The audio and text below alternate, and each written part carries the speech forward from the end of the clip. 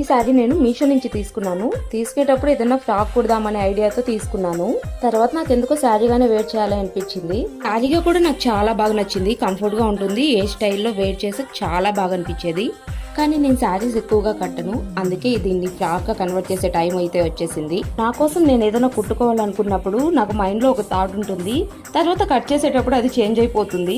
ఆ టైంకి ఎలా అనిపిస్తే అలా కుట్టేసుకుంటాను. శారీగా వెయిట్ చేసి ఎలా ఉందో చూసారు కదా, ఇప్పుడు ఫ్రాక్ కుట్టి చూపిస్తాను. శారీగా బాగుందా ఫ్రాక్ గా బాగుందా ఖచ్చితంగా కామెంట్ చేయండి.